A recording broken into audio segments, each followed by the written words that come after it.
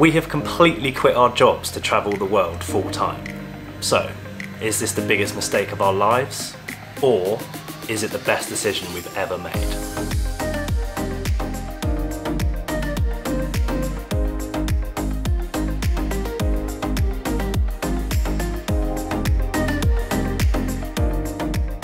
Hey guys, hope everyone's doing well. It's a little bit of a different video from us this week because we're coming to you from the future. Well, kind of in terms of our YouTube channel. So we're currently in Cat Ba in Vietnam, which is a small island off the northeast coast. And we just wanted to sit down and do this video really to bring you up to speed with where we're at, what we've been doing, what we've been up to, and what's kind of coming up on the channel. So yeah, we just wanted to make this video to explain a little bit about that and why we're doing it. So yeah, basically, as we said, we've both quit our jobs to go travelling. Woohoo! We took the plunge, finally did it, to go travelling properly. So I guess the biggest questions around that are probably why and how. So Marnie, should we start with the why? Why have we quit our jobs? Well, for me, the reason is just to see as much of the world as possible. And we were kind of like... We're not ready to do the 9 to 5 every day for not that much. And not that nice a flat in not that nice an area. Yeah.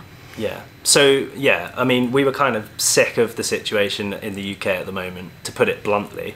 Kind of tired of working all hours under the sun just to make ends meet.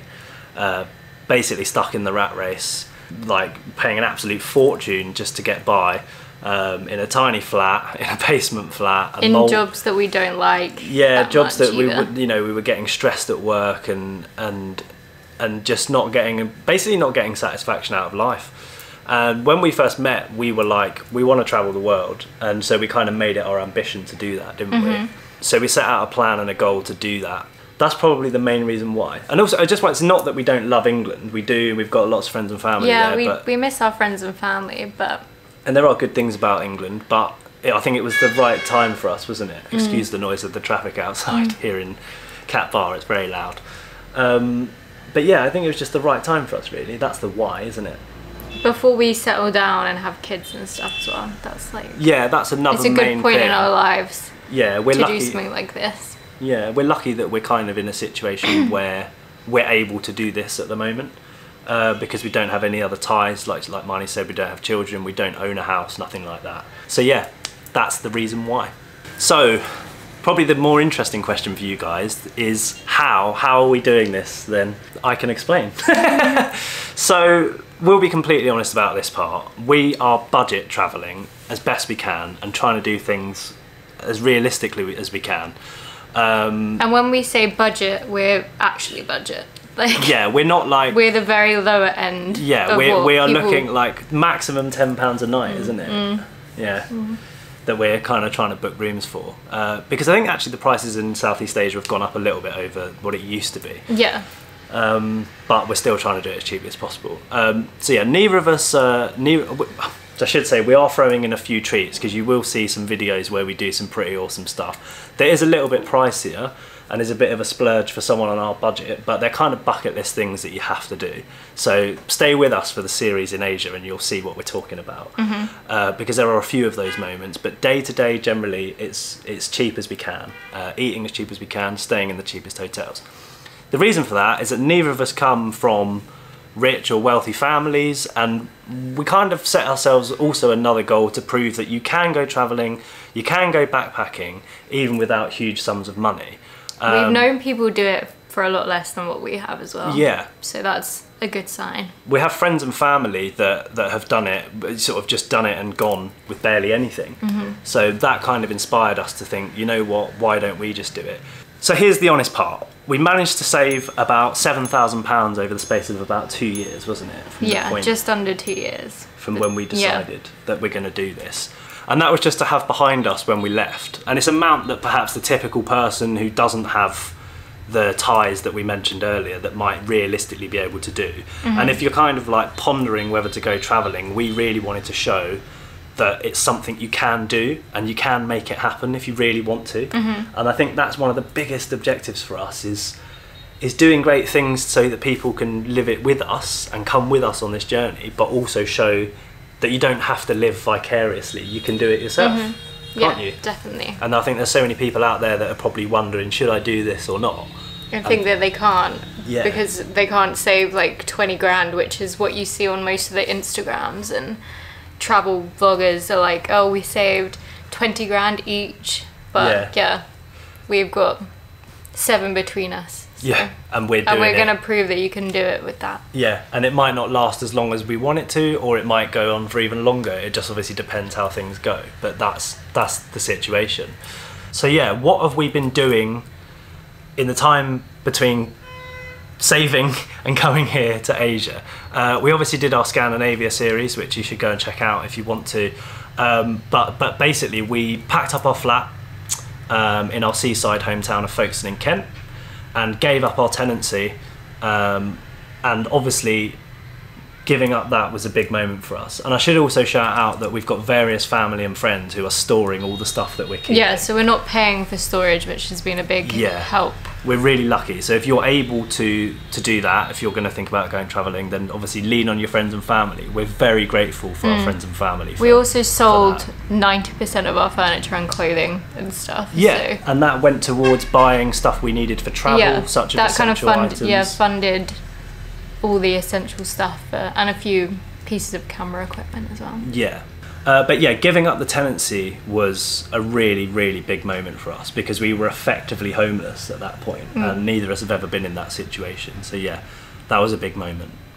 Isn't it weird to think that we've got all this stuff that needs to be distributed, and that's our life will be compacted to those bags? Crazy. For a whole year, you go from having all of this, all these rooms, all this stuff, and you're like, I don't actually need all this stuff, all these rooms. I'll just take that. It's really weird, isn't it? Yeah. So after we packed up and left our home, we went to Andalucia in Spain with Marnie's parents, who had been visiting England. So we drove down to the south of Spain and spent a couple of months exploring that beautiful part of the world, didn't we? And they live in a beautiful village on top of a mountain, in a village called Comares, about 40 minutes away from Malaga. So we spent a bit of time there easing ourselves into travel life. Anyway, here is a quick look back at how we got to Spain, because it was quite a fun journey. I use the term fun loosely. Yeah, cramped, sweaty. We all crammed into the car and crossed into France on the Eurotunnel, and then drove for more than 7 hours from Calais to our first stop in Poitiers. Luckily, we found a great deal on a massive house on Airbnb for a very cheap price, so we had a pretty comfortable first night. The next morning it was time to get on the road again early doors for another 8 hours as we made tracks to our next stop, which was in Burgos in the north of Spain. Mountain of animals and coffee.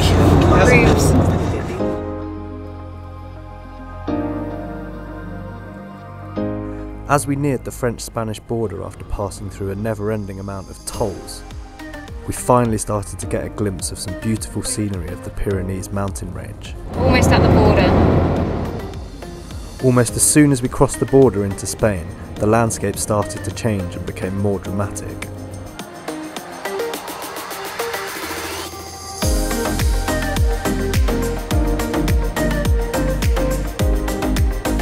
Snow-capped mountains started to appear, and Burgos was in our sights, appearing on the roadside.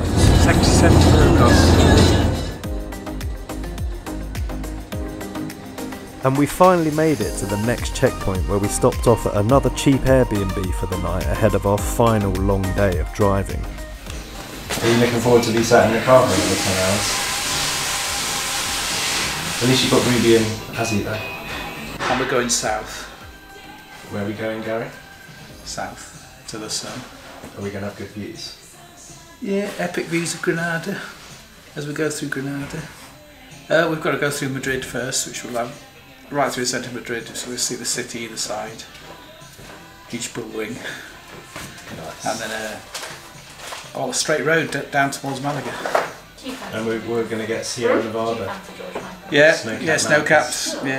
Yeah. We're going to have a nice drive out of Burgos now, which is really old city. And there'll be snow. It was snowing this morning, so there'll be snow on the mountains. Nice. Cantabrian Mountains. Awesome. Yeah. We're on day 3 of our road trip from England through France down to Spain, and we are currently in Burgos, about to leave on the final leg of the journey to Comares.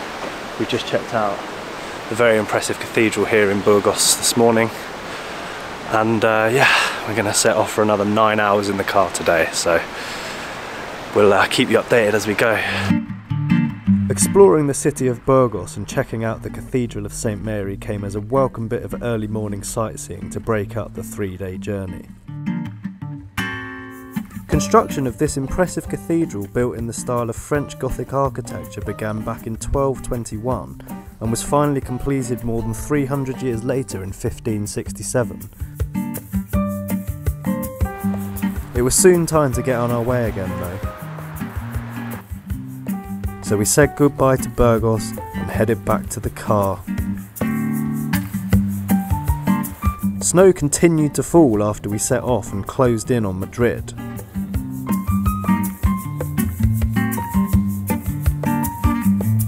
So day 3 of the road trip, and day 3 of being crammed in with the cosy animals. They're so snuggly, keeping Marnie warm. And we've got snow. So we've had every weather, I think, possible so far, haven't we? Wow. The snow quickly turned to cloud. And it's safe to say we were all pretty done with being stuck in the car by the middle of day 3. We're coming into Madrid. Everyone needs a coffee, except these guys. Those guys don't need coffee. How long have we been on the road now? In hours? Like, it's got to be about 20, I reckon. But we're halfway down Spain. And we're getting there. Before we knew it, the cloud even turned to sun, but it didn't really stop the cabin fever from setting in. 4 hours to go. We're not getting delirious at all. At least the sun's shining. And these two still haven't moved. Particularly this one. You're having a good time, aren't you, Ezzy? Pretty chill.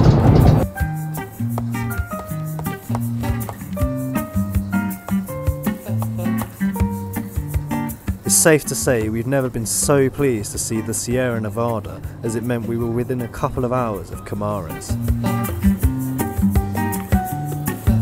And we were able to enjoy the beautiful landscape of southern Spain for the last knockings of our journey. Before at long last. 11 and a half hours later, and we finally made it to Comares, where we're going to be spending a fair bit of time with Marnie's parents, living here in Andalucia in the south of Spain and exploring the most incredible beauty in these surrounding areas. You have to excuse how absolutely exhausted I am. We have been in that car since 9 AM and it is now about 8:30 here, maybe a little bit later. So we're going to relax with some beers and some food and totally unwind and take a chill day tomorrow before we get stuck into exploring and having a great time here in Comares and the surrounding areas. But yeah, we are absolutely buzzing to be here now after all of that. What a journey, what a journey. But yeah, we have made it at long last. So after we left Spain, we came back to the UK for a week to spend some time with family and friends for the last time before we set off. And obviously one of the most important jobs before we left for our full-time travel was deciding what to bring and packing our bags, which was Marnie's forte. Fun. I love packing. What are you packing, Marnie? My wash bag, medical stuff. Yeah. Mosquito repellent, very important. Also, 2 mosquito nets, double protection. 1 bug suit. Come at me, mosquitoes. Towel, also important. Clothes, 3 pairs of shoes, shower shoes, comfy travel shoes. Crocs. The almighty croc. Trainers, swimwear, socks, day bag. Meanwhile, I'm taking pretty much the same stuff but the male version and the camera gear. Once we'd actually packed, it was finally time for us to leave the UK. So on our last night in the country, we headed over to my mum's house for the evening. We made the last few checks on our bag, packed up the last few bits one last time, made sure we had everything, didn't we? And then mum dropped us at the railway station to catch the train up to the airport, where we then flew to Kuala Lumpur in Malaysia. We booked that route because it was the cheapest way to fly. So we were flying via Abu Dhabi in the UAE, and we had a stopover, and then we were flying to Kuala Lumpur in Malaysia. So we are at Heathrow waiting, and it all feels a bit surreal, to be honest. It still hasn't really sunk in like what we're doing. It's been a bit, the last few days have been a real mixture of excitement, nerves, apprehension. We've never done anything like this. We don't really know what we're doing. We're kind of just going with the flow. But yeah, we're nice and early to the airport, just waiting for the check-in for our bag, our big rucksacks to open that we've got here, checking through the liquids and stuff. But yeah, we're very excited. So far so good. It was a nice smooth train ride to the airport after my mum dropped us off at the station, so it was nice to say the goodbyes and see friends and family over the last week. Yeah, so just really excited to go now. And then after that, once we arrived in Malaysia, we spent a few days exploring Kuala Lumpur before flying on to Hanoi in Vietnam, where we then did an amazing cruise around Halong and Lan Ha Bay. So good. Do it. If you can do it, absolutely do it. Incredible. And then yes, we're now in Cat Bar on Cat Bar Island, which is where we're filming this from right now. We do have some films of our time in Spain coming up, so that will be later on though, because what we want to do, we want to jump straight into our Asia series on the channel now, so that's kind of in real time as much as possible, so that you guys can come on that journey with us almost as it's happening. So our Asia series is launching in the coming days. This is effectively the start of our Asia series really, and that's going to be coming in the days and weeks, and we'll be having videos coming to you hopefully once a week, if not at worst every 2 weeks. So that's where we're at. I think the last thing to say is just a massive thank you to everyone who has supported us so far. Anyone that's following us on Instagram and YouTube, etc., and has just been backing us and supporting us in so many ways we can't even begin to say. Just a big thank you to those really, isn't it? Yeah, thank you so much. Thanks guys. And I guess that's the last thing that leaves me to say is just please do subscribe to follow along on our journey. We hope you enjoy coming with us. Like I said, our next video will be the full-on start of our Asia series, so please subscribe, hit the notification bell if you want to join. Come along with us so you don't miss anything, basically. And yeah, lots of love to you all, and thanks for following, and hope you enjoy the channel.